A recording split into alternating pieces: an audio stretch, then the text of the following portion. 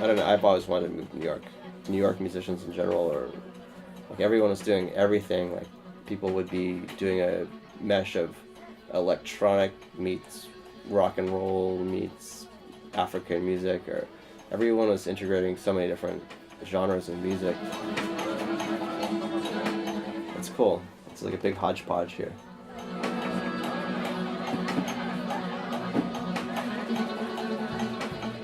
Topu from my grandma, who used to, she's Korean, and she used to say Christopher, but in Korean it's Kurisu Dopu, and then there'd just be Dopu after a while. That's where that comes from. Like when I got to middle school, I took an audition to get into this program called Albuquerque Junior Symphony, and I made it into that, and I did well in it, and then I became like first chair in that, and then I started taking pride in like being able to play cello pretty good. And I just always was playing music, and it was just like a big part of my identity, so I didn't even think about it. Like, when I got to college, I just assumed that I was going to be playing music. Yeah, it was just very natural.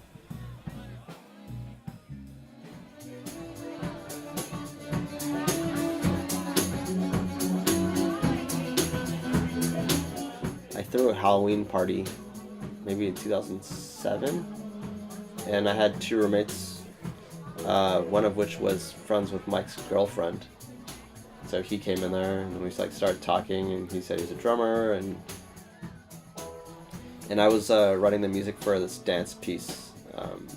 Like a bunch of friends from college, we were putting on the show, and then I was trying to think of what other instrument I wanted to incorporate. And, I kept on coming back to drums, and so I called Mike up, and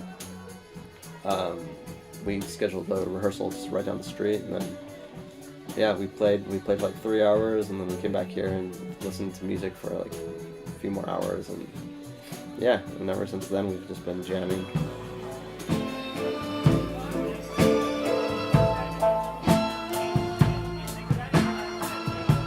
I feel like our textures that we get through,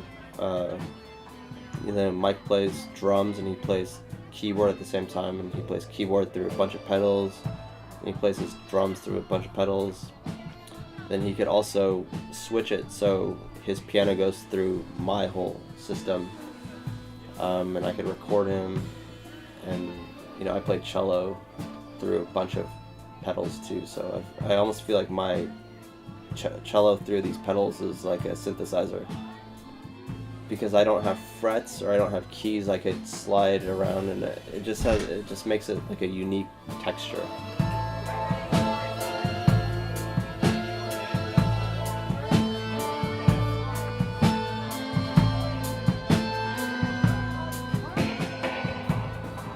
Hapateca has definitely molded our sound a lot, so we always try to cater to like the energy of the room. So usually like the first set is like more of like a lively energy, so we keep the music more upbeat, and then like by 1 o'clock we're playing more experimental ambient.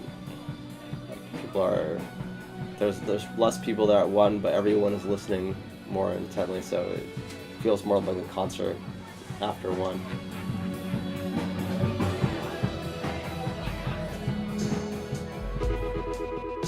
Living, music, I even have a car. I don't have health insurance though, but I play enough gigs. Like I have a few residencies and love weddings and teach some students. I think just like having multiple income streams. What else? We're coming out with an album.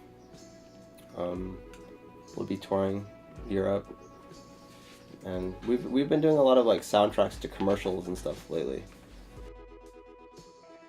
Like one of life's challenges is finding what you want to do.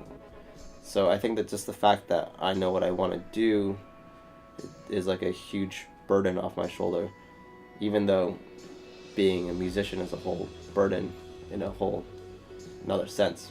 But at least I don't have that burden of not knowing what I want to do.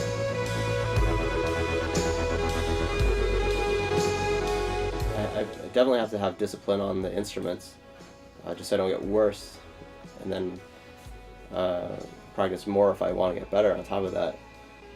And then also discipline and just business. It's hustling. You have to constantly, be taking gigs and be interacting with clients, and then setting up your gear, managing your, always saving money, because you never know when dry season will come. I guess hopefully I'll consider myself a great artist someday if I could do all that. If I could just hear chords and hear melodies immediately and play all the right notes, not too much.